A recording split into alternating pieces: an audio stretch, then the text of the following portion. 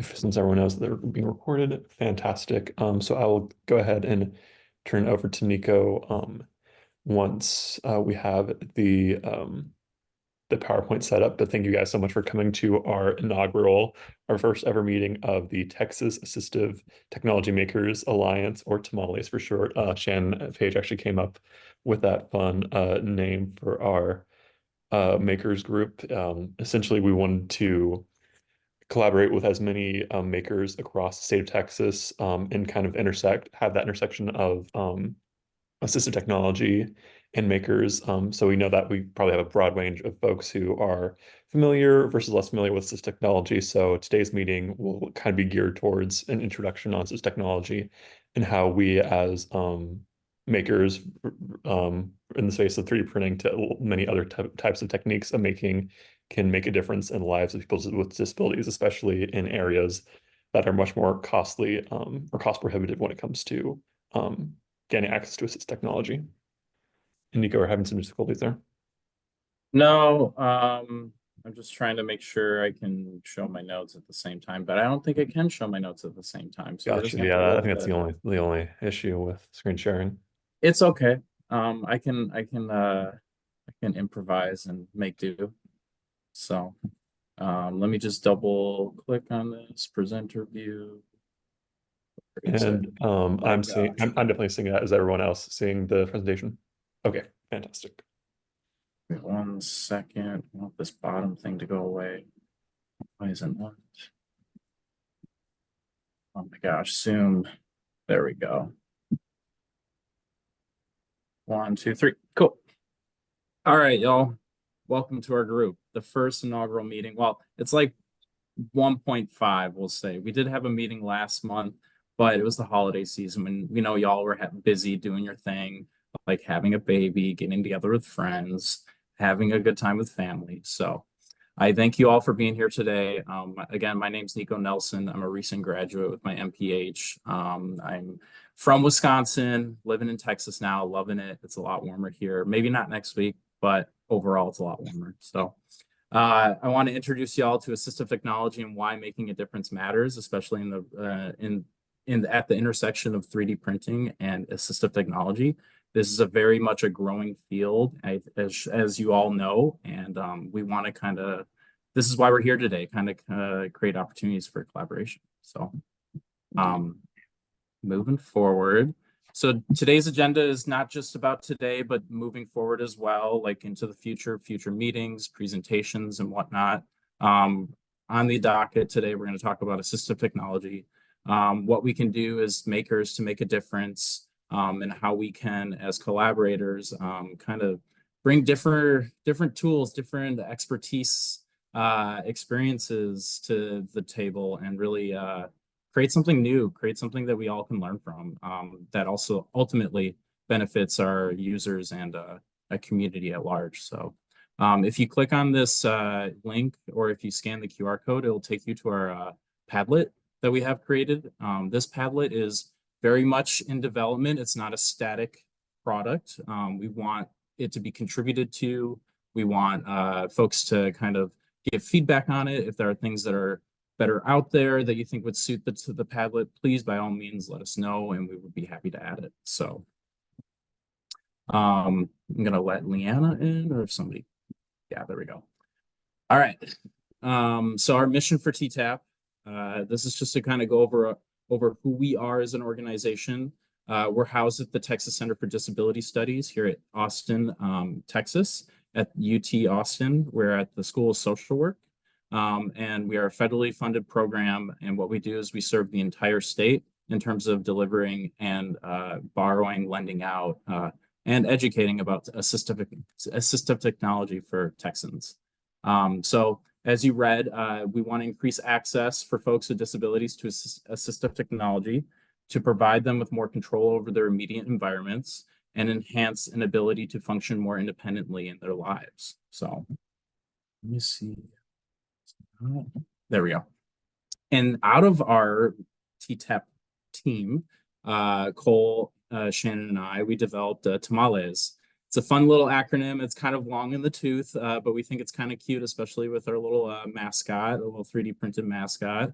We want to build a network of Texas makers. So everyone, including y'all, to support individuals throughout Texas initiating requests for unique designs and tools to promote their independence in all settings. And this is very much tied into the assistive technology piece, because we are finding that a lot of folks have unique needs because they are their own individual and they do have individualized wants and needs and desires in life. So, and just to kind of go over it in very, very broad strokes, assistive technology, as you might know, is any piece of equipment or product system, whether acquired commercially or off the shelf, modified or customized, that is used to increase or maintain improved functional capabilities of individuals with disabilities. And that's from the Technology Act, the Tech Act of 1988. And then just to kind of go through a pioneer in disability rights, I'm going to let Brian back in. Judy Heumann, who recently passed, who left us. One quote that we wanted to pull from her that we think is very much relevant to our discussion and reason for meeting today. For most of us, technology makes things easier. For a person with disability, it makes things possible. So rest in peace, Judy, very much a pioneer in the disability rights field. I'll pass it on over to Cole.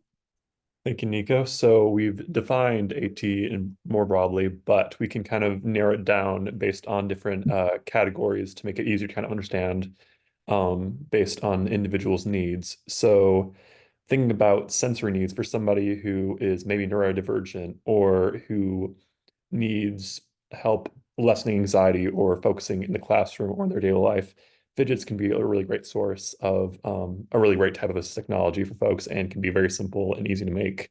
Thinking more broadly into access, whether that be a physical access in the home or in the office, thinking about a smart home speaker for someone who is significantly disabled mobility-wise and who can utilize that speaker to really make their home as physically accessible and give themselves the most independent life possible.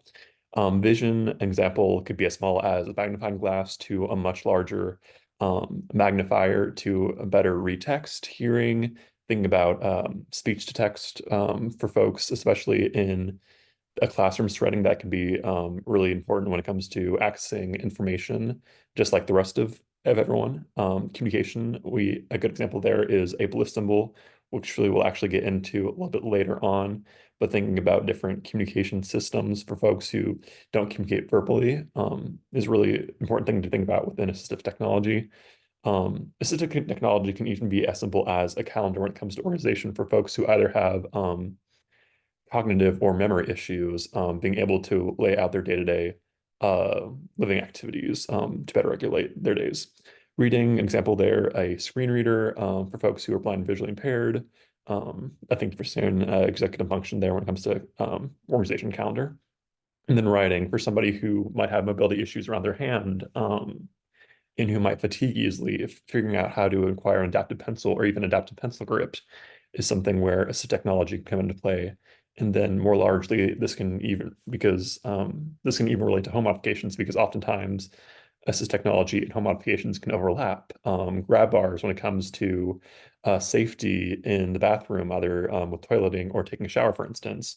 And then I do want folks to kind of think more broadly about what kind of examples can we apply for assistive technology when it comes to the areas of community outings, daily living, and recreation when it comes to either play or gaming.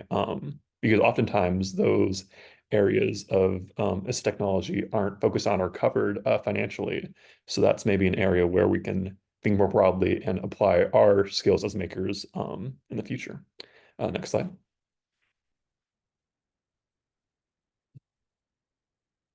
So I just want to show y'all some examples that assistive technology is not just high tech, but oftentimes can be really high quality, low tech, especially when it comes to, at least in our experience at TTAP, we do a lot of 3D printing.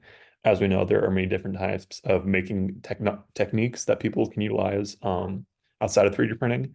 But I just want to show you some examples, including on the far left, from left to right, we have stuff related to pill popping or pill ejecting for folks who might fatigue easily and who need to utilize daily medication.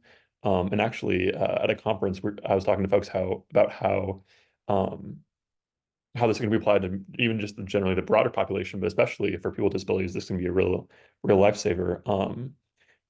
We have a adaptive bottle opener on the pink bottle opener on the top left here. And then think about areas for reading, for like reading bars where we can isolate text more easily.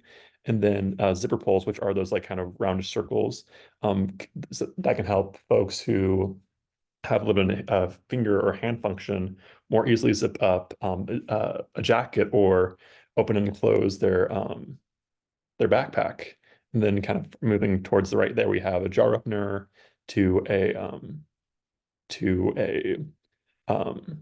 door opener. So for somebody who needs a little bit more difficulty or who needs more help with isolating their keys and easily slotting it into the keyhole, that's a really great example of low Texas technology. To even a reacher for larger items, and then an adaptive toothbrush grip for folks who, again, might not have difficulty traditionally holding a toothbrush. And then on the very bottom here, we see an example from, I believe, the company, and correct me if I'm wrong, Shannon, from Enable it was a project called Cyborg Beast, and they deal a lot with creating 3D printed prosthetic hands for folks who are amputees. So there are a lot of fantastic examples of low-tech technology that can be custom made, that can be more readily made by us makers, and at a much lower cost than regular traditional AT manufacturing. Next slide. And so let's see here. I'm hitting run right now. So kind of isolating into different categories here, we have communication, and Shane can maybe give a couple points after I'm through with the slide. But in terms of making, what we found really is crucial are these Bliss tactile symbols, and they were originally developed in the 1950s for children and adults who were deafblind who had very limited communication, and who needed a basic form of communication with their partners based upon a tactile sensation, being able to communicate their wants and needs. And this is something that we're really advocating for in the school systems here in Texas. We know that maybe the amount of children would be limited, but of course, this is a very crucial thing to get out there, because it's definitely a game changer for sure. And then a couple other examples of low-tech AT when it comes to communication is we see on the top right that I think it's about a six symbol AC Yeah, what word. you're thinking about for communication, and I'm going to just step in because I'm a speech language pathologist and this is my domain, is you're looking at, we all communicate in multiple ways, and yet we restrict individuals with disabilities to very limited means of communication. So you might have someone who uses all of these different tools, plus their body movements, shaking your head. And we want to make sure that we promote diverse tools for individuals with communication disabilities, especially. So the PVC pipe device is Bliss symbols, but it's for an individual who can tap them. You can actually mount that on a wheelchair and give some communication to someone with physical limitations who has vision. Whereas the one on the right on the board, you're actually teaching an individual who's deaf-blind to row, column, scan, and find and be in control of their own communication, meaning we don't want to be the giver of what they can say. We want them to be able to have a very organized system where they can find the words. I don't know if any of you are familiar with the old Helen Keller movie. I saw it when I was really young, and they did the hand sign. But the problem is not everybody knows sign language, and so you limit their communication partners. Every single one of these symbols has a tactile symbol for the individual who's deaf-blind to feel. And then it moves on to teaching them Braille, which is a more universal system, but it also then has the words. So any communication partner who has literacy can communicate with them. So if you have a new paraprofessional, they don't have to learn a new system. they know that if they pick up the go icon, it says go, and the individual who's deafblind can feel the symbol. So it's a really good system for individuals with emerging communication. And then the one in the top is like eye gaze. So if you think of somebody like Stephen Hawking's or Steve Gleason, who have ALS, they have great technology systems, but what happens when the power goes out or the system fails? So that is an ETRAN board. And it's an ETRAN board because ETRAN are the most used letters in the alphabet for words. And that's why they called it the ETRAN board. So you've organized it so that they still have a means to communicate without technology. So anyways, communication is just something that I think we're really making some great changes with. Thank you, Shannon. And then we'll move forward with Cole again. Yes. Next slide, Nico.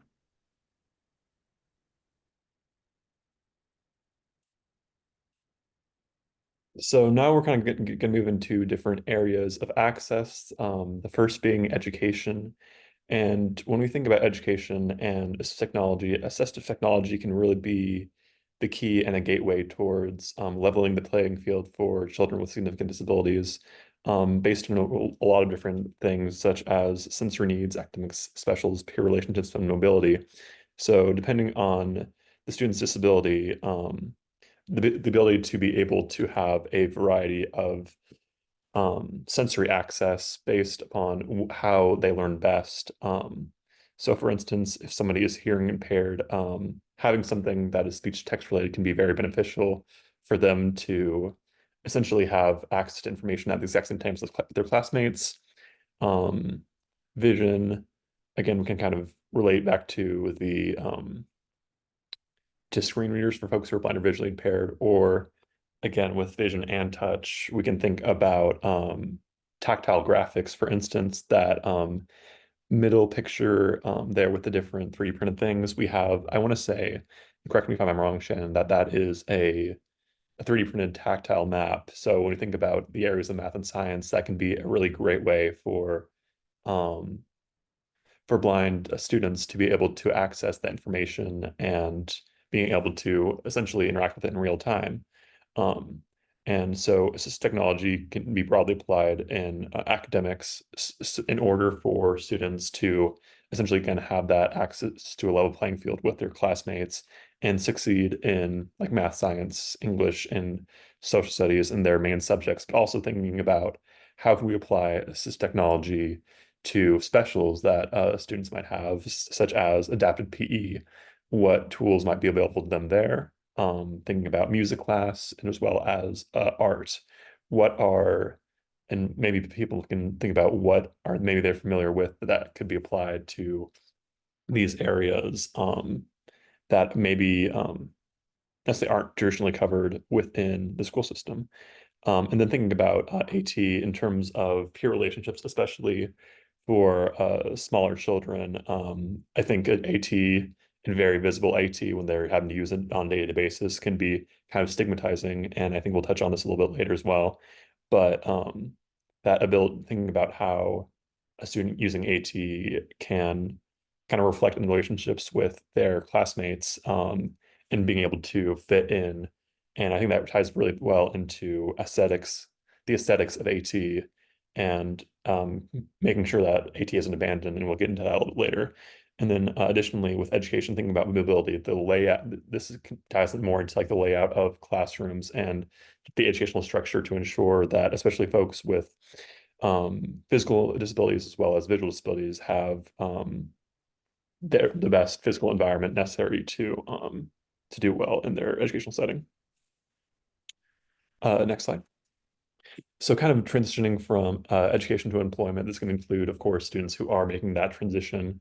But again, for disabled people, making sure that they are not only successful in the classroom, but also successful in their jobs and in their careers. Assistive technology can play a key role, again, thinking about the sensory needs that they may have based upon hearing the hearing, visuals, any physical disabilities, what kinds of assistive technology might be beneficial for them to complete their necessary job tasks. Again, mobility, the setup of an office, as well as the general workspace and the entering and exiting into a job.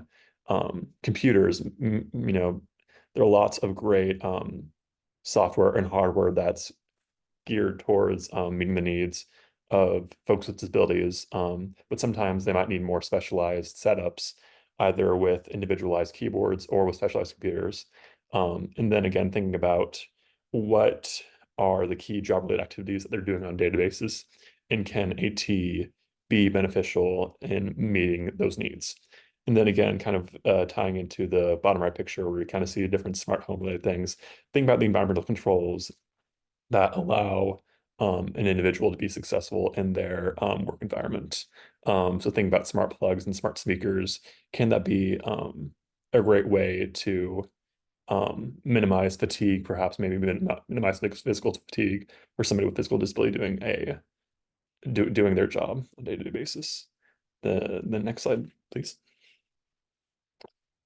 And so next we have access when it comes to transportation. And honestly, this is a very key area, because if folks with disabilities do not have the key transportation that they need to go about their day-to-day lives, whether that be education, employment, or going out in the community, if they don't have that, then it's very challenging to do what they need to do. So this kind of relates more towards accessible vehicles than just assistive technology, but transportation is extremely key. So thinking about AT from the perspective of what's available in terms of lifts into cars, ramps, and accessible vehicles, and individualizing maybe adapted car setups, adapted van setups.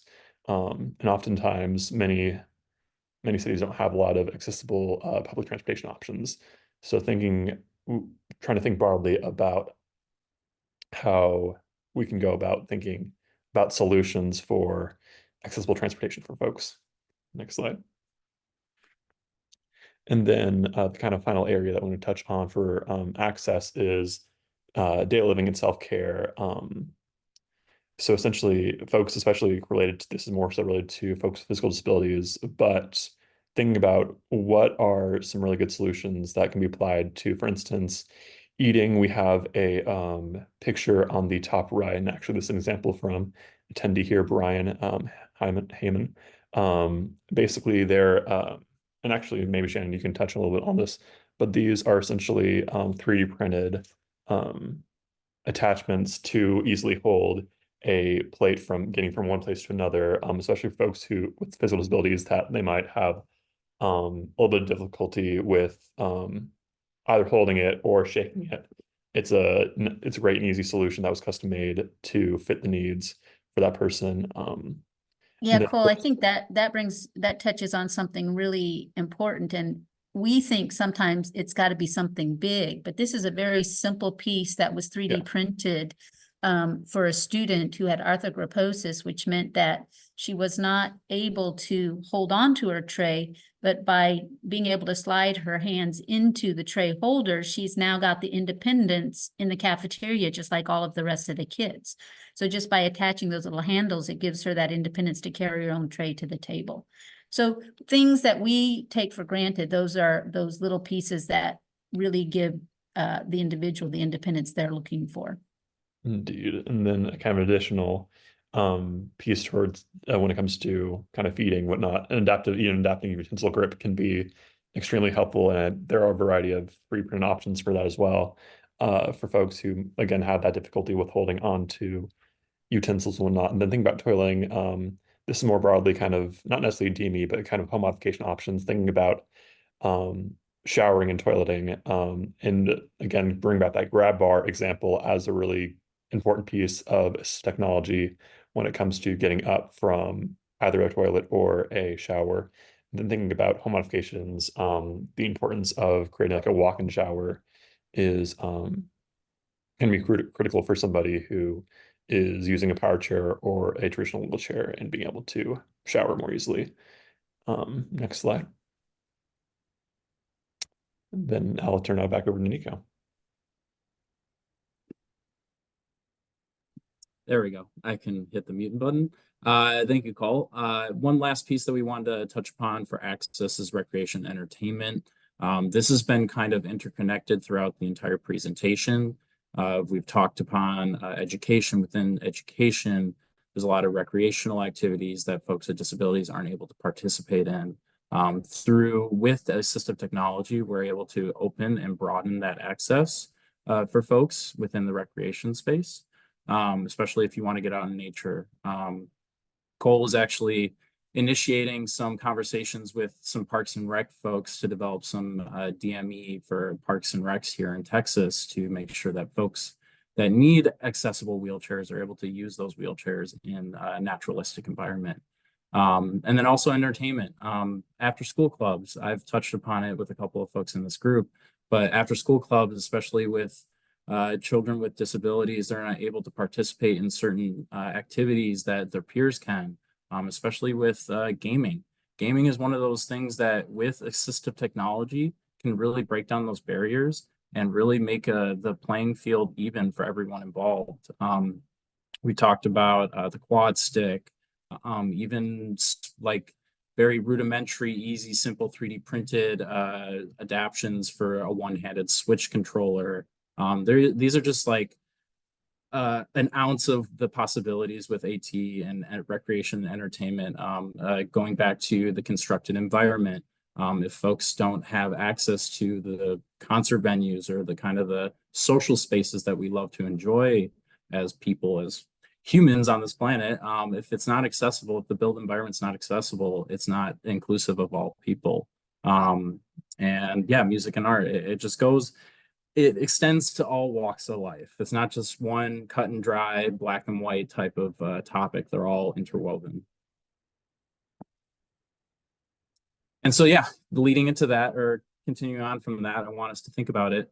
Think about the places you've gone in the past week during travels for holidays, going abroad, visiting family members at different parts of the country, whatever it may be. During the holiday season, would you have been able to get there if you were in a wheelchair? What are the obstacles that you could envision if you were bound to a wheelchair, if you had a physical kind of, let's say you fell down, you injured your leg and you had to, I'm not sure what those scooters are called, but yeah, like when you injure a leg and you have to use like a one-handed push or like a one leg push, like scooter, like even that, like if you're temporarily disabled, like how would that impact you? So if you're able to in the chat, just please list a place that was inaccessible for you and why. That would be great. And then we can keep this kind of moving towards the kind of I think the fruits of everything, which will be the discussion portion. And as everyone can probably envision, with all this, my time is not equal to your time. And that is very much true economically. Within the disability sphere, there's something called a disability tax. It's essentially the limitations that the built environment that we have created socially within this world limits and prevents folks from fully participating as humans in our communities and our environments. So that is what more or less what the disability tax is called. I know there's a very interesting statistic that Cole has noted down below in the notes that I'm not able to see right now. So I'm going to kind of pick on him to kind of read that off. Absolutely. So there's actually this really great national organization based around disability and financial empowerment for people with disabilities called the National Disability Institute. And they ran a study, I want to say a couple of years ago, that found that on average, and I think this is maybe around median income for an area, for instance, that on average, a disabled person who is not able to work needs around 17,000 or close to $18,000 more in income, or about 20%, 28% more income yearly to have the same quality of life as somebody who is not significantly disabled. So it kind of shows that being disabled is quite expensive, and oftentimes when different areas, which we'll touch on in just a second, such as like insurance, schools, or vocational rehab, don't cover assistive technology or durable medical equipment, that it can be extremely expensive for folks to access what they need. So yeah. Thank you, Cole. Yeah, it's just it's something that like $3,694, you know, how much of a difference that would make in my life and the next person's life. Like it doesn't matter, like disability or not, like that is a enormous chunk of money, especially with how expensive things are today, interest rates, all the yada yada yada. It's not easy out there. And that's why we're here today, to try to make it maybe hopefully a little bit easier. And so within kind of the community, the disability community, customization is kind of DIY has been kind of a culture, just to really be able to piece together things that meet your needs, because not more often than not, society can't meet your needs, given all the constraints that have been imposed upon folks with disabilities. So customization has been very much pioneered and promoted amongst everyone to, one, to prevent abandonment, two, to promote creative spaces, users' opinions and priorities. Like I said, with creative spaces, people are able to share, generate new ideas, and really take care of what they need. Ease of use, it's much more accessible to just try to customize it and try to piecemeal it together and build the plane as we're flying it, rather than trying to wait months or years to get fully funded for an AAC device, and lose years of education off my child. Ease of procurement, it's much easier to just go down to the Dollar General, find a piece that fits for your AT or something and replace it then. Device performance, it may not work as well, but at the same time, it meets your needs. So it's just, it's an easier way of, I guess, getting to that performance piece, again, bridging that gap of what you need. Aesthetics, the customization within 3D printing, y'all know, we can print in many colors, we can print in different materials. Within AT, especially when it comes to children and being isolated or being singled out, like because they need an assistive technology in the classroom. Like if they're able to have like a really beautiful, bright red, yellow, pink AAC device, that's going to be much more attractive than a really like a black AAC device that just looks like a brick, or like something that like looks like, I don't know, just like a standard tablet. It's not fun. Kids like colors. I like colors. Who doesn't? And then the training piece, customization, kind of that kind of anti-Apple, we'll say, piece of like being able to break things down, kind of repair it, right to repair, right to customize. I think that allows for more customization and just overall just more learning, harbors more learning. So, and we're going to kind of go over into like what isn't covered by insurances, what's not covered by insurances for assistive technology, medically necessary tools. So obviously, if it's necessary for you to live and address your healthcare needs, that will be covered. The tool should directly address your limitations and challenges associated with your health condition. What are the schools covered? Like it's very much varied, and tried to sift through it as a parent or as an individual needing AT. It is quite a challenge. It's quite the mountain to climb. FAPE, which is something that not everyone knows, for children in schools, you can get a free AAC device. It's kind of a loophole that was established, but FAPE is a free and appropriate public education, which is determined to get folks that have an IEP to ensure that the students' meaningful participation progress in the educational environment. And essentially that means they can apply to get an AAC device. The process is very long. It's like from 6 months to like a year and a half to even, I think. All right, I'm gonna stop you right there, Yes, Nico. yes. All right, so basically the FAPE guarantees that any student from birth to 21 who requires communication must have a communication device. It doesn't mean that parents get to pick and choose what that device is. It means it has to be appropriate. And sometimes schools do a very good job. There's a lot of diversity on how that FAPE is applied. So I was just at a school district this morning, and they're working on getting an eye gaze device for a student. And then within that school, the speech pathologist has the opportunity to work with a parent, and a parent can have a privately funded device like through insurance, or the Texas has something called the STAP fund, which you all pay a tax, which then allows people to get like communication devices for hearing impaired, and also for communication for kids with communication disorders like speech disorders. The problem, and this is where it gets tricky, is if a parent purchases a device, they don't have to send it to school.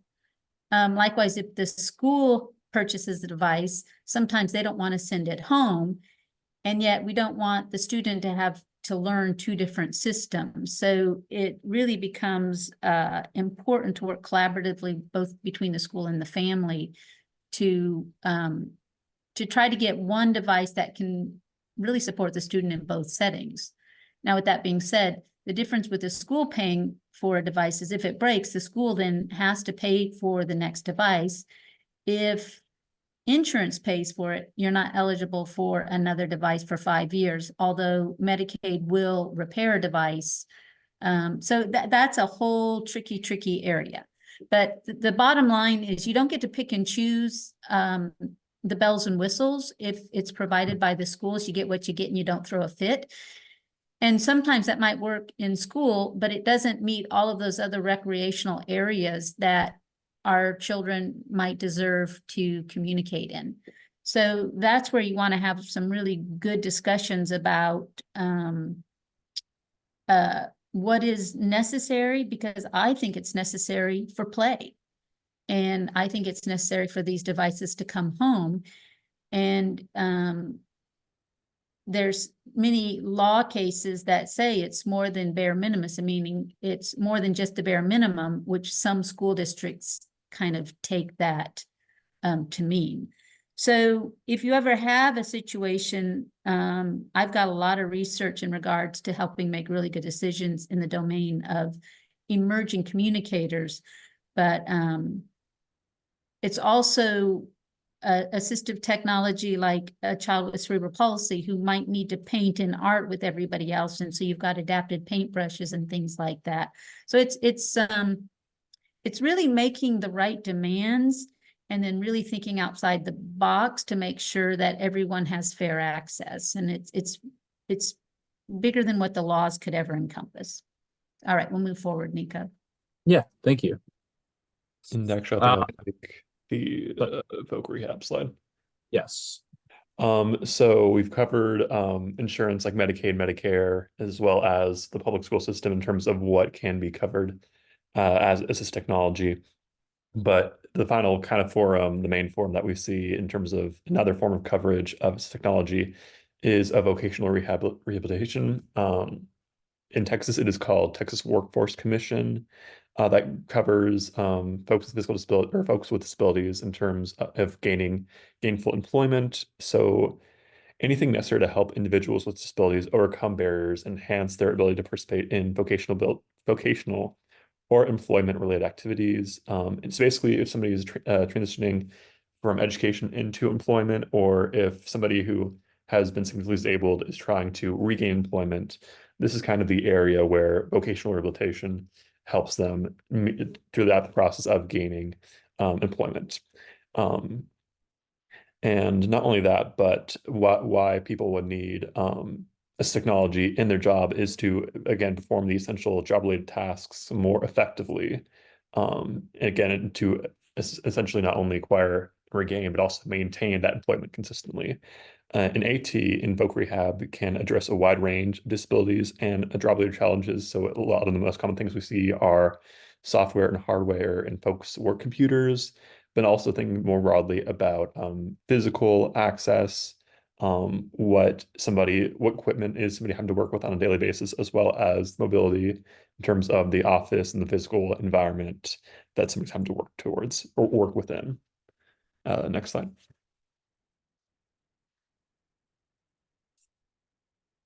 And this is kind of disjointed from the rest of the piece, but as makers, a kind of a piece on safety and liability. More broadly, we don't advocate makers for making tools that will impact safety, limiting the function of a wheelchair contacting skin, Example of this is Nico and I have gone to an event at UT this past year, and a wheelchair user who's a student came up to us and was asking about I guess creating a 3D printed piece for her wheelchair or their wheelchair. But the tricky thing was I know that I think it was gonna like the 3D printed piece would have had to be like right near a motor, and that's where we as makers, as 3D printers, were kind of anxious and were caution opt on the side of caution around whether or not we could do that piece as opposed to for them maybe going the line of traditional manufacturing.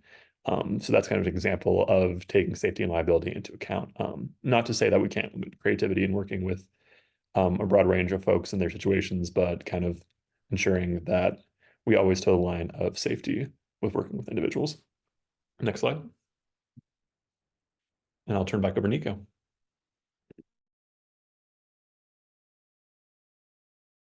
I do that every time. Okay, so thank you, Cole. And now we're getting to the meat and potatoes of everything. Why do we need you? Why did we ask you to be here today? As we've mentioned throughout the entire presentation, everyone is their own individual. They have their own needs and desires. They just want to be just like everyone else in this world. Insurance, schools, and vocational rehab only covers items specific to their domains, but it, like Shannon mentioned, what is medically necessary or what is minimally necessary for folks can be very broad, and it really taps into those philosophical issues of like, what does it mean to like live a very fulfilling and purposeful life? So I'm gonna go to the next slide. And we talk about fun too. Like, it's not just we want to be serious about it, but we also want to have a little fun. So we want what's something fun you did in the past month or so, like during the holidays for New Year's Eve? Did you drink too much eggnog? Whatever it may be. Entertainment costs everyone something, but for individuals with disabilities, that requires adapted tools. Like I mentioned earlier, the disability tax. Added expenses and needs for the individual equipment often inhibits their participation. So folks participating in the holidays, that might not happen for folks with disabilities if they have if they have things that are limiting their access. So really the kind of the design process by which I think y'all are familiar with, we've kind of put it in very rudimentary terms and very basic kind of outline. But for us, at least, we try to identify the problem. We're going to design and create a plan for them.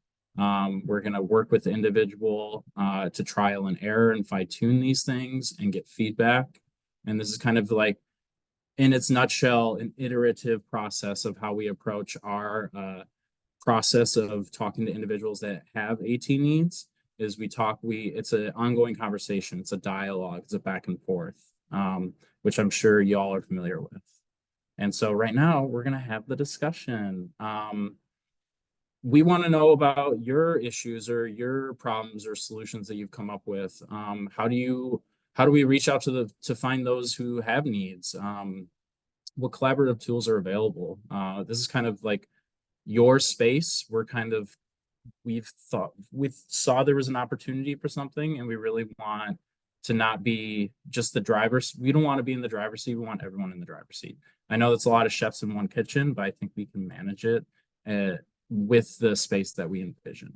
So if everyone is moving forward together, then success can take care of itself. Thank you, Shannon, for the quote by Henry Ford. So this is their contact information. We can send this presentation to you if needed. I'm going to go ahead and stop sharing.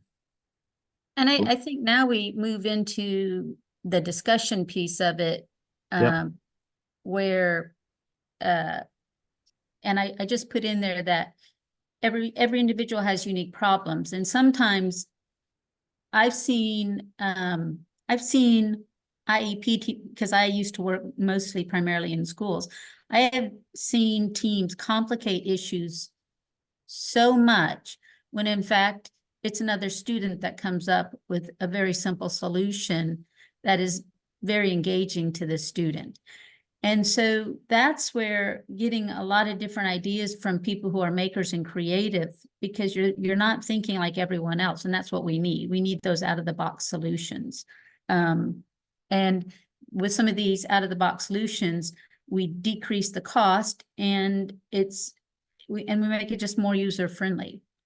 They had some maker groups in schools where we actually placed maker teams with a student, and the maker teams followed the students around and found out what the students couldn't do. And there are things that teachers never would have suggested. So one of them was a ball ramp. So now one of the little guys can, outside, he can roll the ball so that the other kids can kick it. So he's now the pitcher, and even though he's got a wheelchair, he's got a really active role in the game, and everybody loved including him. They just didn't have a means to include him. So sometimes it's things that level the playing field that when you're in that professional role, you just don't think about. And it sometimes requires following an individual around to really look and see what they have a hard time with. Like, I'll ask my mother, even though she's 85, even though she's been in physical therapy and occupational therapy, I'll say, when you're in the house, what is hardest for you to do? And she won't answer me right away, and she'll come back a day later and she's like, well, I can't like open the pills, and that's why we got the pill popper for her. I can't open jars, and so we found a really nice jar opener for her. But it's all these little combined tools that keep her from having to ask or wait for my brothers or me to come and help her. And that's what she wants. She wants that independence. And that's what our kids want. They just don't know it yet, our kids in school. So then it becomes even more important, because they almost get this learned helplessness where they think that somebody's got to come and rescue them all the time. And by the way, those school groups, the unintended consequence of pairing those groups together, the biggest win was the relationships between the teams and the individual with disabilities, because many times the only person that helps the individual with many times the person that is helping the individual with a disability is actually a barrier preventing those natural child-to-child relationships. So we want to, and that's where the play comes in. And I feel most strongly about it, because it's those recreational activities that allow them to be kids. So with that, let's kind of maybe, if you all, I know, Will, you come from South Carolina, Jake, Savannah, you all each come with different unique skill sets and interests. So what are the things you like making most? If you could type that in the chat. Harish, what are some of the things you do? Like maybe robotics? Because robotics are going to be huge moving forward, especially with individuals with cerebral palsy, because you've now got the robotic arms that can help someone who can't feed themselves now can feed themselves with these robotic arms. So it's really cool, some of the new things that often are discovered for gaming and I want to say like some of your assembly line kind of tasks are actually helping some of our individuals with disabilities, but it's a matter of knowing what you might have seen put together with a robot, and then how can we apply that to helping an individual who has a unique disability. So it's really kind of cool to see what we're doing. So go ahead and post in the chat maybe something you're interested in. And then we're going to help to keep this team right here growing, because what we do is we work with many of the rehabilitation hospitals, and we get requests for certain kinds of ramps.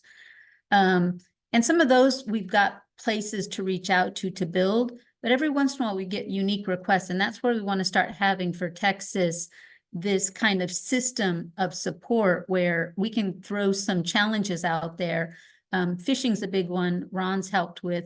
I've got a lot of people I live on a lake, and so a lot of the kids come with disabilities to the lake, and they want to be able to put their worms on their hooks by themselves.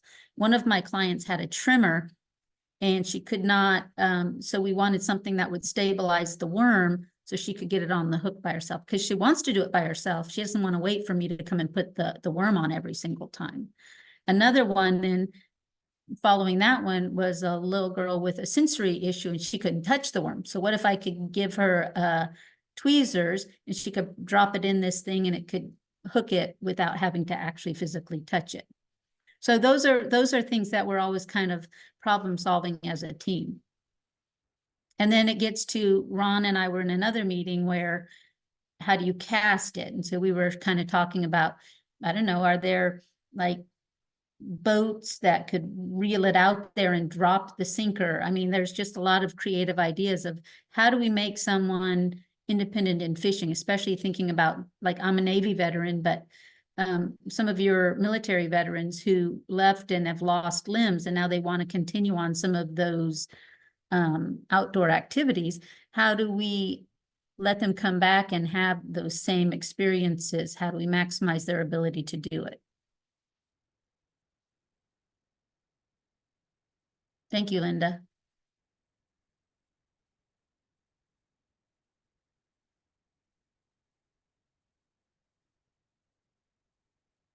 And Linda, I've worked a little bit with the Houston Harris County Library System also, and they've got some really good maker labs. And so that offers a place to make it, which we want to get out there. But then we also want the minds, these creative minds, to help create the items that are of need. So it's there's a big need. Yeah, and I think anyone who has the connection with either like a university library or a city library, like anyone who's interested in making consistently at y'all's center, like feel free for them to reach out to us, because we would absolutely love to connect with them when it comes to making AT. I love the CAD, and Harish, we're using some of the CAD. Like, I actually used Paint, but making 3D maps for buildings, like especially like your high schools, even that you're in, for individuals who are blind, because that tactile map is a game changer for them to be able to navigate independently. And then some other things your individuals with vision impairments are using is they're putting little remote markers like on corners, and then they'll get cues as to where the corners are. There's a whole bunch of technology in regards to that. I was going to say to Savannah, I just had someone reach out from Region 10 up in Dallas, and they want 50 communication symbol sets made for a summer conference. And so I might try to see if we can get a quote from you to get those made, and they'll pay for the filament and things like that. But I want to see what you think the availability of helping with something like that would be. So. Go for it. Yeah, that sounds great. We could definitely help out with that. So that'll be, I might Zoom y'all on another thing for that, because that's a work in progress. Because my goal is to have one set of these in every school district as a speech pathologist. So awesome.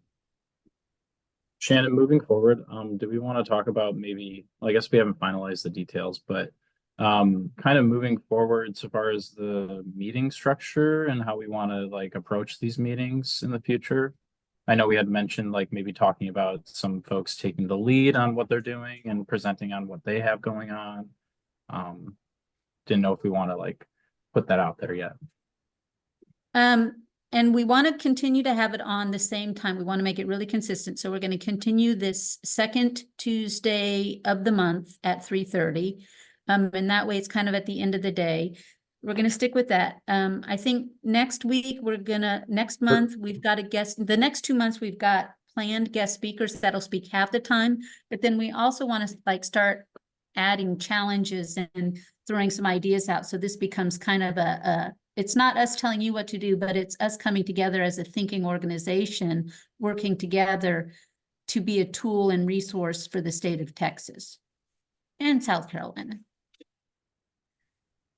So yeah, I think I can say with confidence that as we go on further, it's going to be more of everyone talking. I know we're kind of participating in the chat, but yeah, it's going to be kind of delegating, kind of democratizing the group and making sure facilitating. that. Yeah. just making sure that everyone is kind of bringing a piece to the table. And then as we understand your skill sets, then it might even be like I'll be reaching out to Savannah in regards to getting some of these sets made.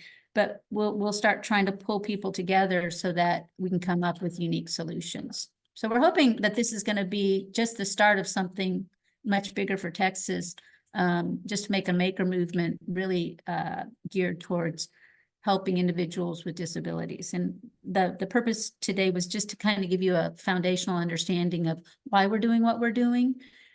And then we'll start bringing in more ways of how we can move forward with this group. So if you have ideas, something that's rolling around in your head, feel free to email any one of us at any time. Nico and Cole, can you put your emails in the chat real quick? Yes. And especially for folks, if at the Padlet at the beginning, if y'all have any ideas or like have any material that y'all want to send me to add to it, feel free. So I will go ahead and change.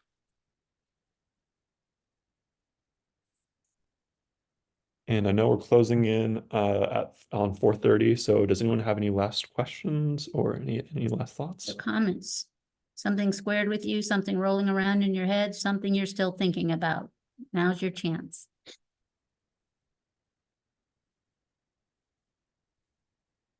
Thank you all for giving up your time today. We really appreciate it because we really think there's a lot of potential with the people in this group.